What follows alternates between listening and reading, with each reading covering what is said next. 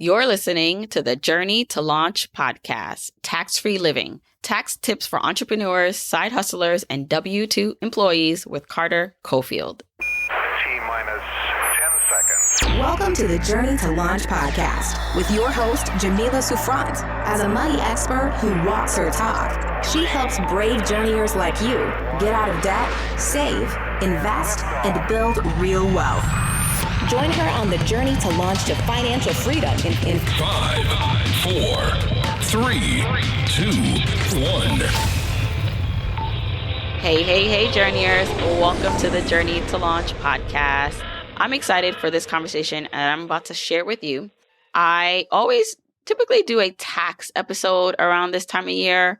Now is when taxes are coming due. You may be filing things now, preparing to file taxes. And so I thought, what better way to help guide us, to help us all figure out how we can better work within the system, the American system, for my American listeners in learning how to be efficient with our taxes. So I invited Carter Cofield, who is a CPA, a certified public accountant, dedicated to helping entrepreneurs save money on taxes, to the podcast in the rocket chair to help us learn. Now, he has a course. It's called Tax-Free Living. I became an affiliate. I checked out the course, and I actually really learned a lot going through his course. So you'll hear him talk a little bit about it. But if you want to check it out, you can go to journeytolaunch.com/tax-free-living. And, within the conversation, right? Like when we first kind of connected before the interview and I saw Tax-Free Living, I'm like, yes, I want to share this with my audience. We all need to be more efficient. This is what the rich people do. They either pay very little in taxes or no taxes at all. But I wanted to challenge Carter a little bit on paying taxes. Is it all that bad? A lot of the programs, the government programs, the things that are for the greater good of the people who may not have as much as I have or someone else, taxes help pay for those things. Taxes help pay for public education and in healthcare and all these things. So is paying taxes that bad? So Carter and I have a really, really great conversation around that specific topic. And I'm so glad I brought it up. And so I hope learning through what he's going to teach us, and then in general, it gives us a wider perspective on how taxes fit into our strategy. So whether you are an entrepreneur or a side hustler, or even, you work for someone else, you're a W-2 employee, you will learn something from this conversation. Okay, journeyers. Now you heard me share my advice for financial freedom. So I'm excited to share another podcast to help you live a richer life. On the Money Girl podcast, personal finance expert Laura Adams makes money simple. From paying off debt to saving for retirement, she's covering finance topics we all deal with and sharing her tips from curbing impulse purchases, buying your first home, and investing like a pro. New episodes are released every Wednesday. Just search for Money Girl wherever you listen to podcasts. If you want the episode show notes for this episode, go to journeytolaunch.com or click the description of wherever you're listening to this episode. In the show notes, you'll get the transcribed version of the conversation, the links that we mentioned, and so much more. Also, whether you are an OG journeyer or brand new to the podcast, I've created a free Jumpstart guide to help you on your financial freedom journey. It includes the top episodes to listen to, stages to go through to reach financial freedom, resources, and so much more. You can go to journeytolaunch.com/jumpstart to get your guide right now.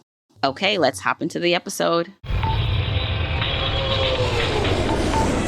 Hey, journeyers, I have an expert for you that's going to help us all with our taxes. Hello, taxes. It's tax season, right, Carter? Yes, it is. So I have Carter Cofield on the podcast. And Carter, before we started recording, I was telling you that I appreciated the way you reached out to get on the podcast. We don't know each other personally, but we know a lot of people in common, some amazing people in common. And you were like, listen, I can help educate your audience on taxes. It's tax season. And you followed up again. I was like, yes, you know what? Let's get on it. And so we can release this so we can help journeyers out in saving money in taxes. So first, just welcome to the podcast. Thank you for having me. I'm super excited for today. And thank you for responding. I have no problem following up. Yeah, no, you did it in a really good way. Like I get a lot of requests sometimes and it's a bit overwhelming and I don't get to respond to everyone, but you followed up really well. So one of the things that really caught my eye about one of your emails is just like, listen, I can teach your audience how to deduct everything. Like Tax-Free Living is the name of your program that you have. And I was like, well, okay, all right, this will be beneficial. So first tell me, like, is it possible? Is it really possible to deduct everything and live tax free? Like, Yeah, so it is very possible. It just takes a lot of planning, right? And I hate to use this as an example, but like, our previous president, I feel like he didn't do everything right, but he's a multi-millionaire and he was able to get things down to very low. And Amazon is a great example, right? Like they are a multi-billion-dollar company and have a very, very low tax liability. So it is very possible to live tax-free, but it takes a lot of planning and it takes a good CPA. And also it takes you knowing that if you do live tax free, that your income is going to be low. So you might not be one to purchase assets at the moment, but it is very possible. right. And so I want to get into how we can implement some of these strategies. And I also want to clarify, like, is this only for business owners and people with a side hustle? Like, can someone without a side hustle, without a business, working a 9 to 5, do some of this or benefit from this conversation? Absolutely. So now if you work as an employee, it's really hard for you to live tax free, but it is very easy for you to lower your tax liability. And the reason I say that, Jamila, is because the tax code was not made to benefit employees. The tax code was made to benefit entrepreneurs and investors. So although employees can definitely benefit from our conversation today, it's just the way that things are set up. If you're an investor or a business owner, you're just going to be able to do so much more. And I'm so glad you mentioned that because you previously talked about the president that just left and just companies that are billion-dollar companies that are just not even paying their taxes or through the legal way, right? But some people would argue like that is not correct. Like that's just like morally, they should be paying more. And so I do want to hop in that conversation, but I want to talk about how the government does reward risk takers in a way. And part of me also feels like, isn't that like the barrier between the people, the haves and haves not? It's like the haves will always find ways. The ones that have the money to invest, to own, to take risks, to become entrepreneurs will continue then to get ahead. And then the people who are, struggling will not because they don't have access to these tax write-offs.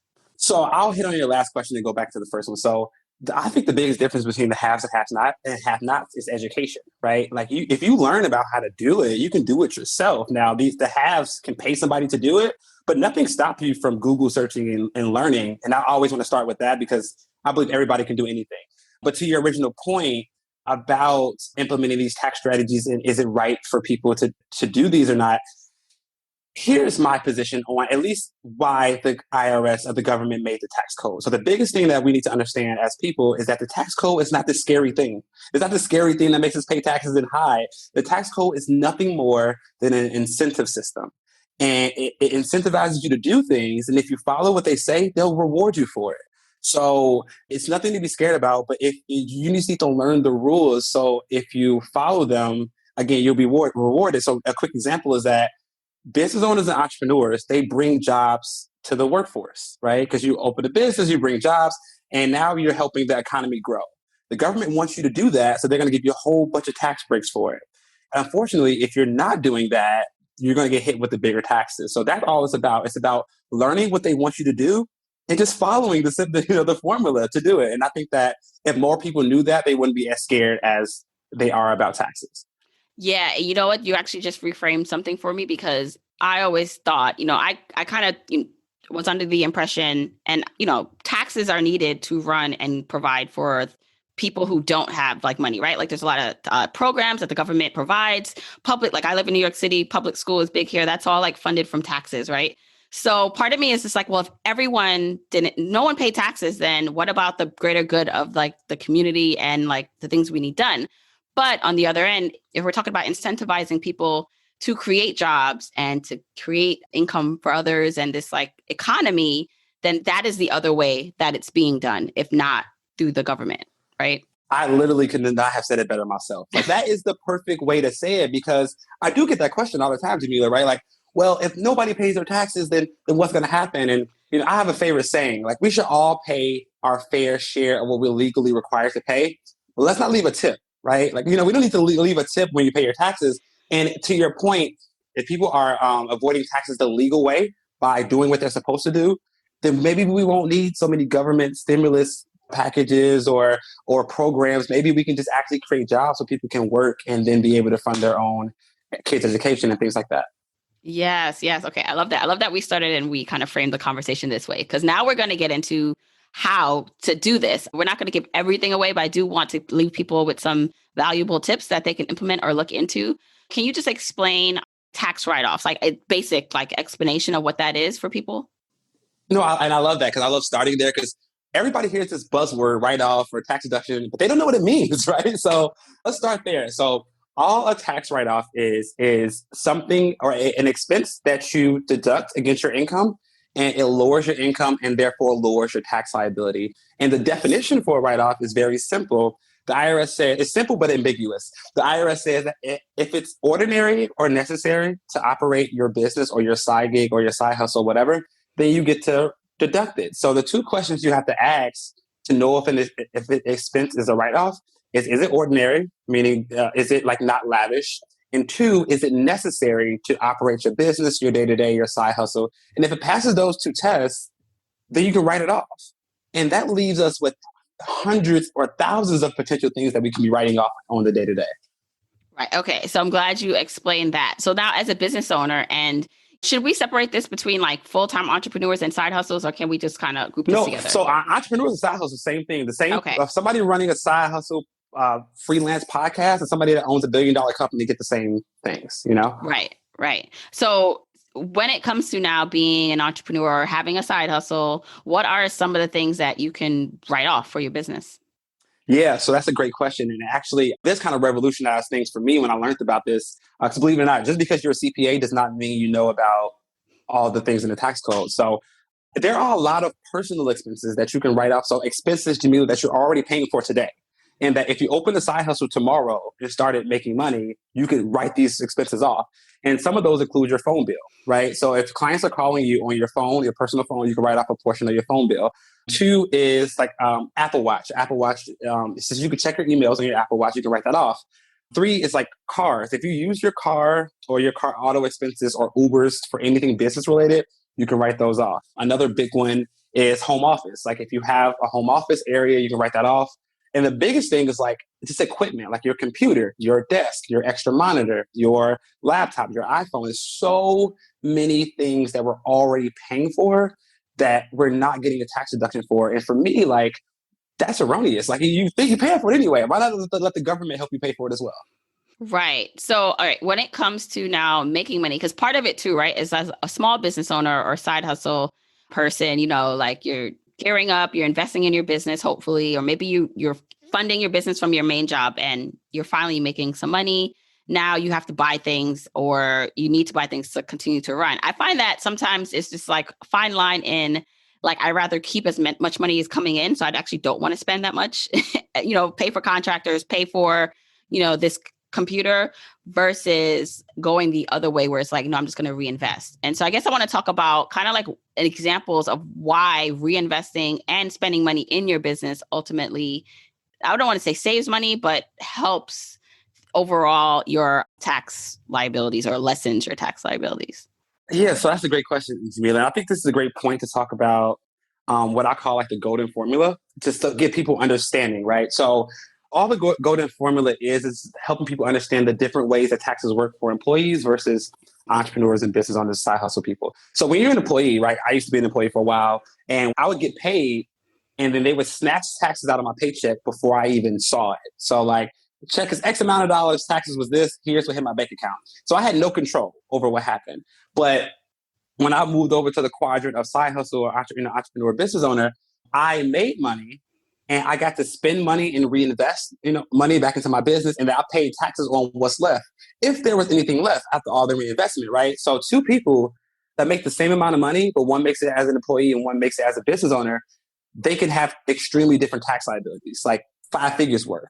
So that is the golden formula, understanding that when you move into this quadrant, you actually have so much more control of what the taxes you pay by how much, to your point, do you want to reinvest? Do you want to reinvest all the money? Then you don't have to pay any taxes. If you only reinvest a portion, you're going to have a smaller tax liability. But I think what's big is what we call not letting the tail wag the dog, which just means that we don't want to spend money just to spend money, right? Because for every dollar you spend, you only save about 30% in taxes. So I'm not going to lose $1 to save 30 cents.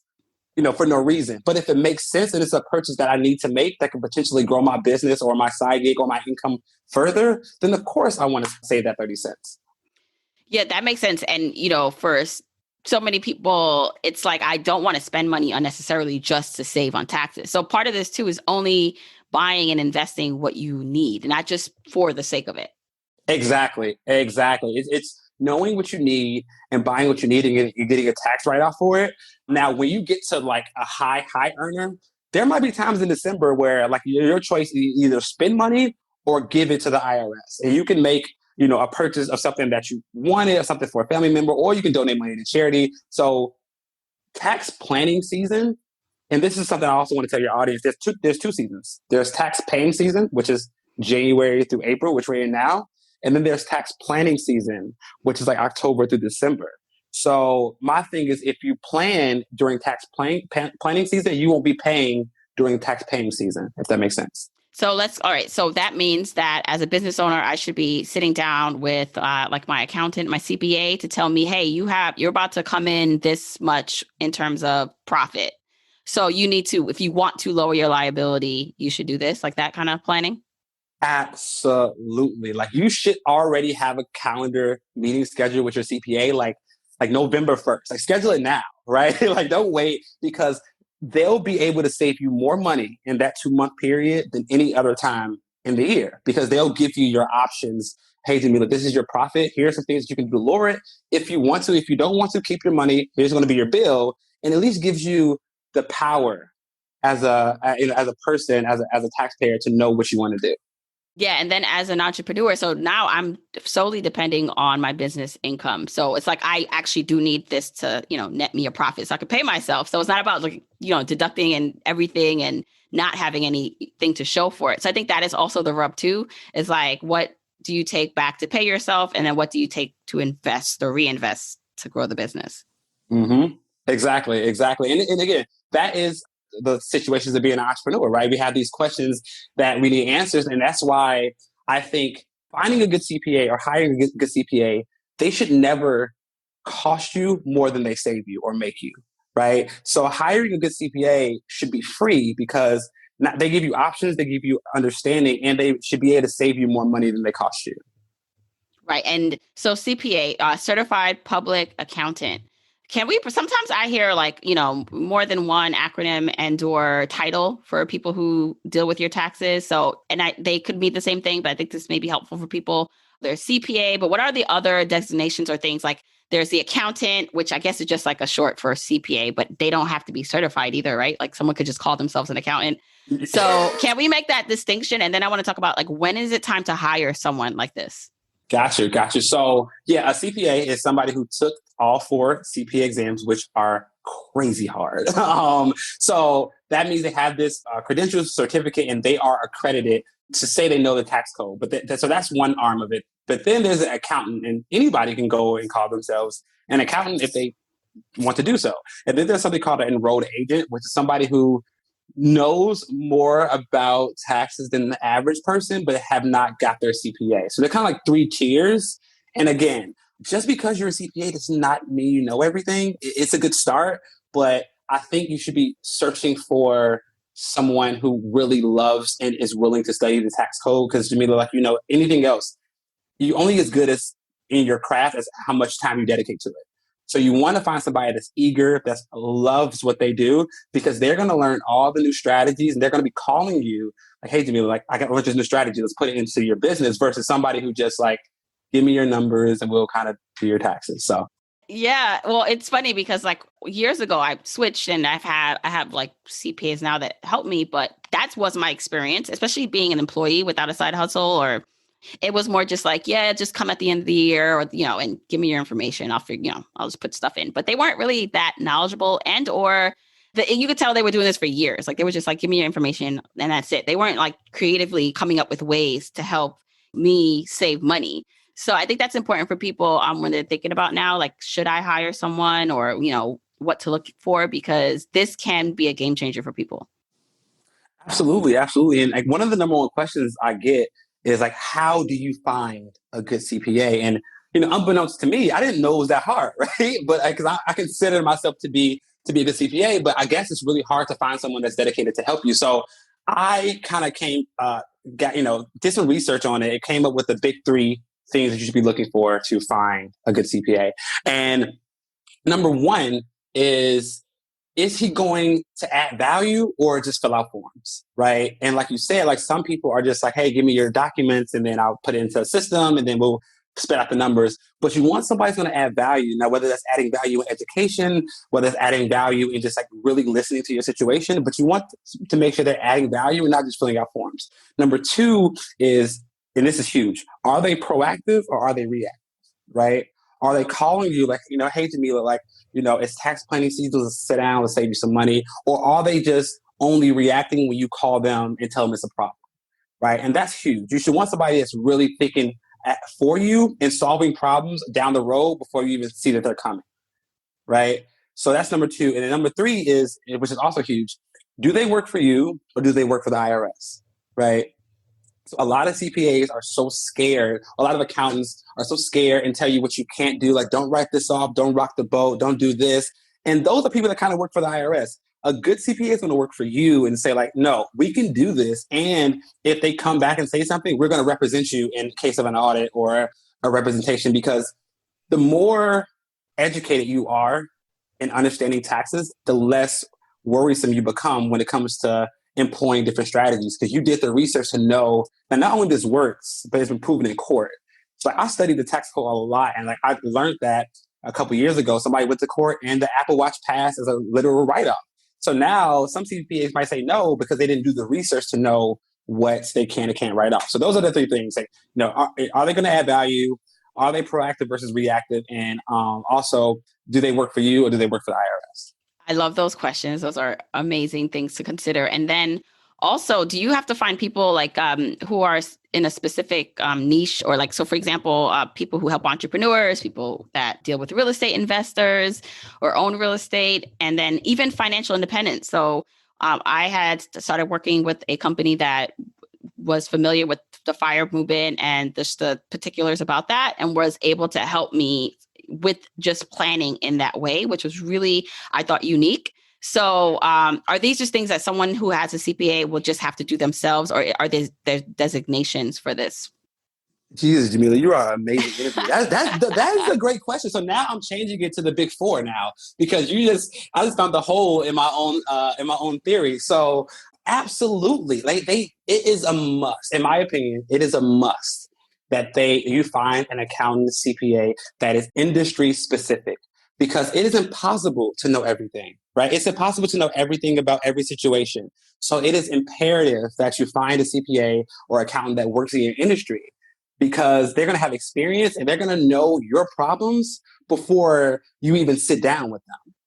Yeah. But what if but even in that, right? I get what you're saying. But if I'm an entrepreneur that also owns real estate, that trades, and then is pursuing financial independence, I'm sure there are people like that. In my head, I'm thinking, oh, this would be like some sort of like Voltron of accountants in a firm together that have that specific niche and can help people. Yeah.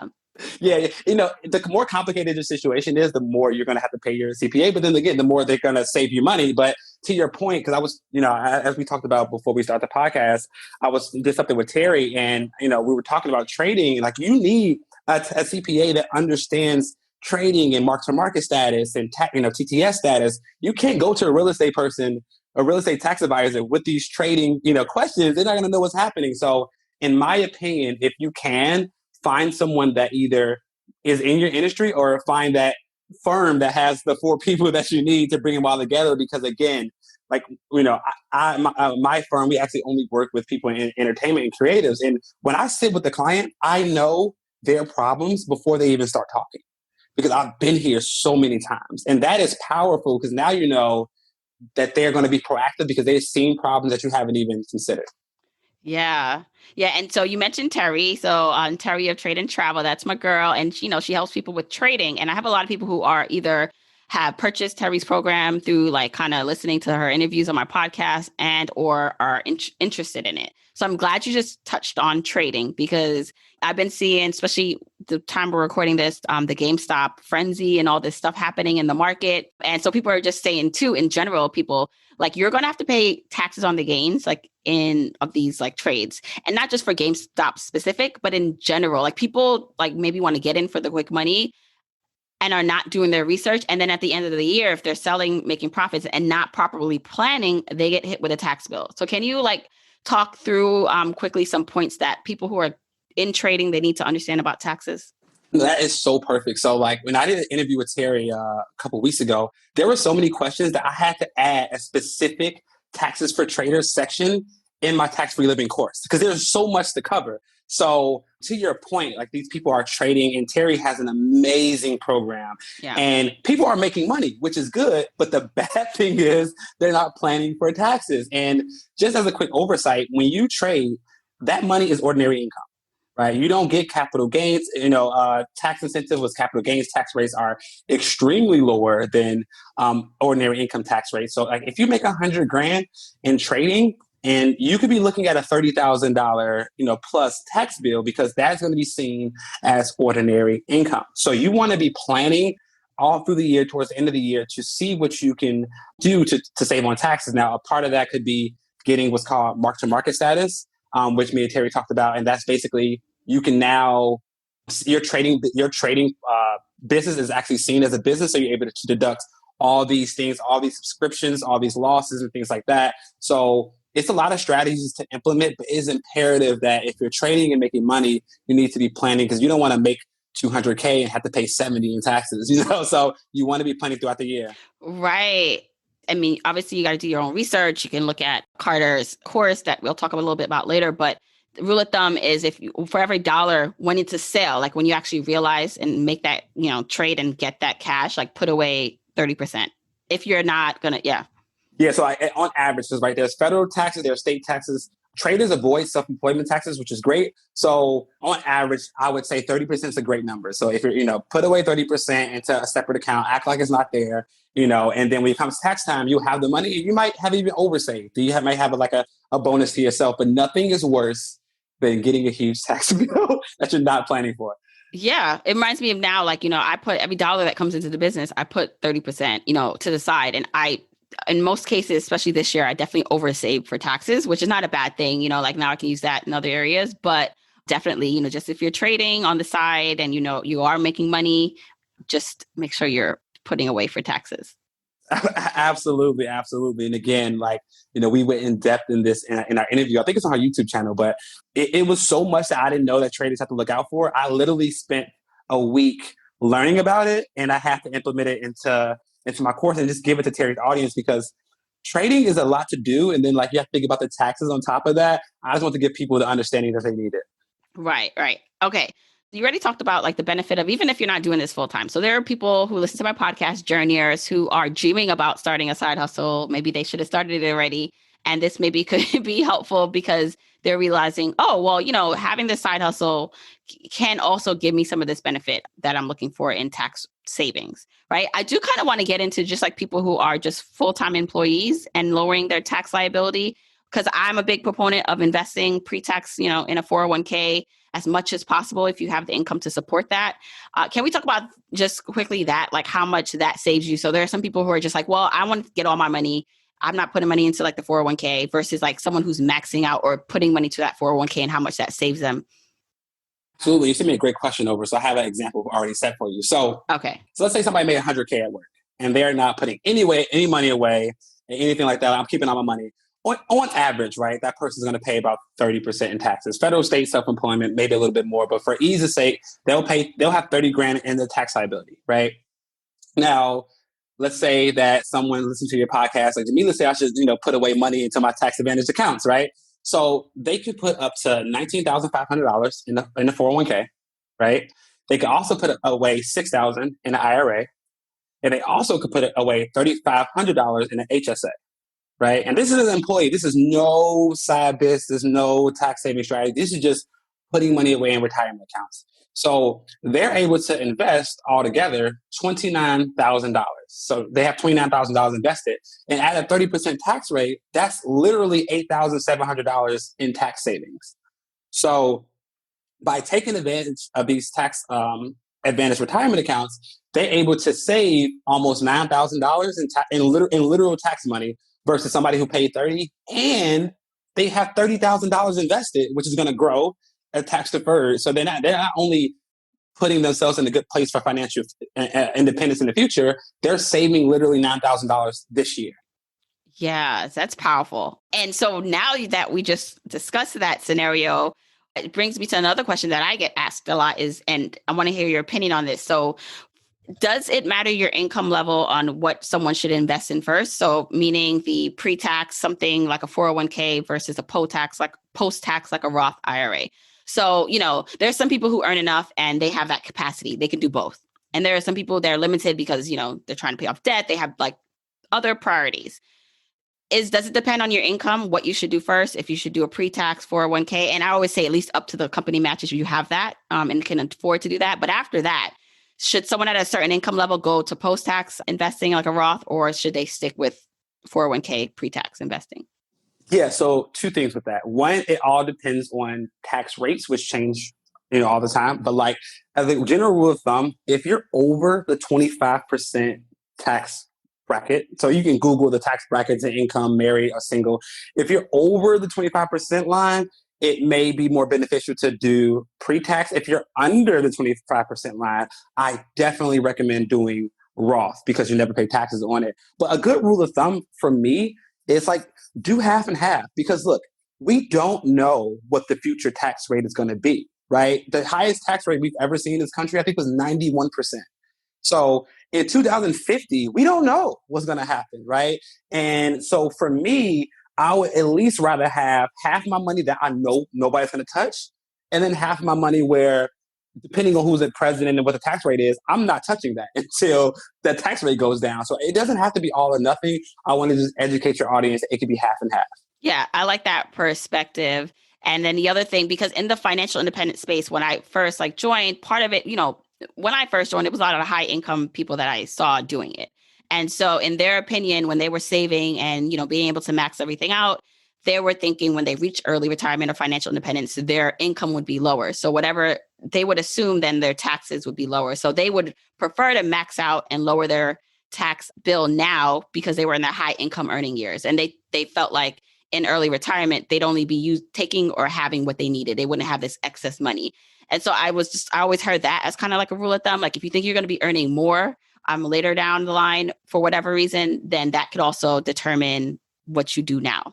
Does that make sense? Absolutely. And this kind of goes back to you need to know it's industry specific and it's goal specific, right? Like I'm an entrepreneur and I don't ever plan on making less money in the years right. to You come. always want you're going to make more. yeah. So I'm not looking at this I'm not going to be making any more money because I love what I do, right? I don't want to retire. So to that point, if your plan is at 39 to never work and only live off your investments, then absolutely just do pre-tax because your tax liability, at least your income is going to be lower in the future. But that's a great rule of thumb as well. But I just always want to let people know that it depends on your situation as well. Yeah, it totally is going to be dependent. And this is where it does come into, do your research. So at what point should someone say they should hire a CPA? I know you talked already about, if they can save you money, but is there a certain income level or can people do this on their own? We have a lot of these online places that you could just plug numbers in. So what do you think? Yeah. So it's funny that you mentioned it. So it's not an income level, at least in my perspective, right? It's a complexity level, right? So my rule of thumb is the moment you start a business, even a side gig, or you buy your first real estate property, right? Which is also complicated. You're going to cost yourself more money by making a mistake than a CPA will ever cost you, right? So average tax return for somebody with a business is maybe $500. If you have a business and don't know your deductions, you're going to cost yourself more than that by making a mistake, right? If you have a real estate property and don't understand your depreciation deduction, which is it could be $20,000, $50,000 depending on your property, you're going to cost yourself 10 times more trying to do it yourself than hiring somebody. Yes. How about this? I know just as a sidebar, personally, I owned my condo in Dumbo for years. I don't know, 15 years maybe. And it wasn't until maybe like 5 years ago that I met someone who actually took depreciation, like told me what to do with that. It was like crazy. I didn't realize that. Yeah, and I'm not gonna tell you how much money, but like just if your depreciation deduction was $10,000 a year, right, and you missed that for 15 Oh my years. gosh! Don't even tell me. You know, I'm just saying this is what I mean by like, yo, when you buy a property or start a side business or like have a business, like pay somebody because they will cost you less than your own mistakes will. So, but if you're just an employee, like do TurboTax, the moment you hop out of that strictly employee quadrant, hire somebody. Yeah, and time, right? And this is like, this is where you also, for me, now I'm just like, I don't have the time. Like I had to do my 1099s. Well, I didn't do it. I had someone else. I paid someone to do it. So this is for if you own a business, you hire contractors, you have to send out their 1099s or do 1099 forms by the end of January. And for me, I was like, I didn't want to try to figure that out. I would just pay someone to do that for me. And so as we get into this relationship of money versus time, which is not only just in this profession, like with accounting, but just life, it's important to measure what that means to you, like the value of your time.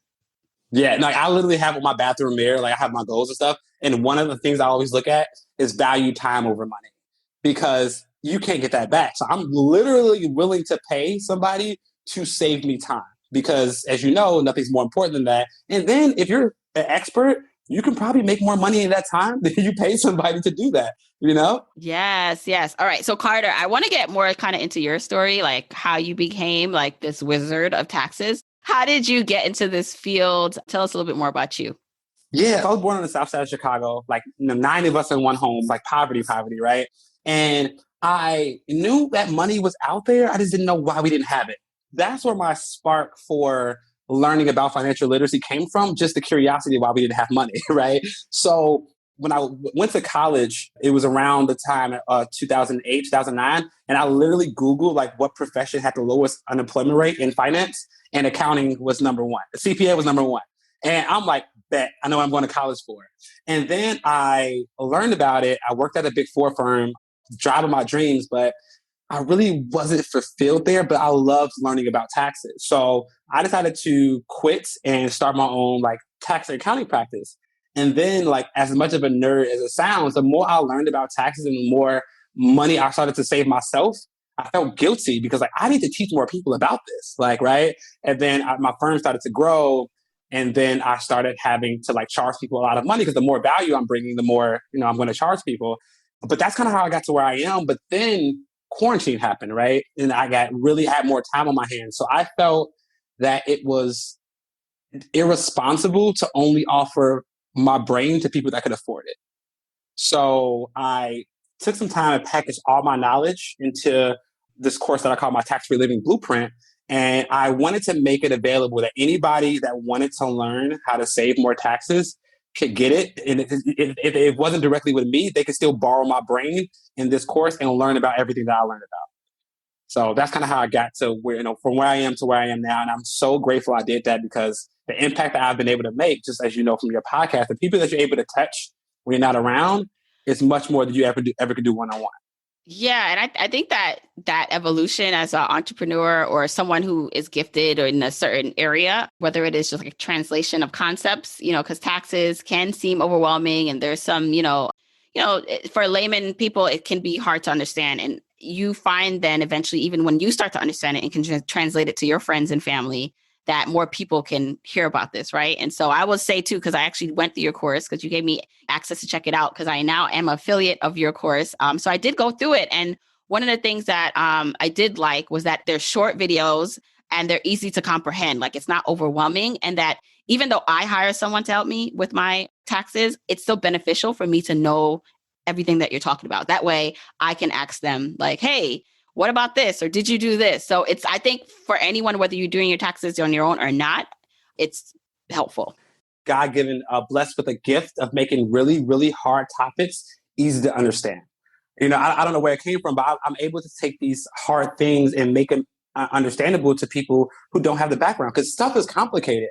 And what I tried to do with the course is piecemeal it to where, like, if you wanted to learn about like taxes for investors, here you go. If you want to learn about taxes for business owners, here you go. And you can like learn about bite-sized pieces but not be overwhelmed. And then it is so powerful, even though you're not doing it yourself, to be able to go to your CPA and say, hey, how come we haven't implemented this S Corp strategy to save me your self-employment tax? They're like, wait, what? Like, Right. if they don't know about it, you need to find somebody else, right? But it's empowering as a person to, even though you're not doing something, to be at least mildly educated so you can ask the right questions. Yes. I love that.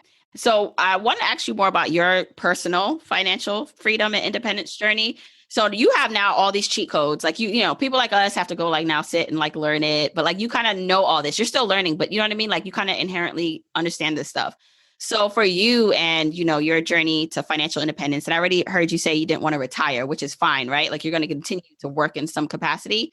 How far along are you to that place where if you didn't want to work, like you could live off your investments?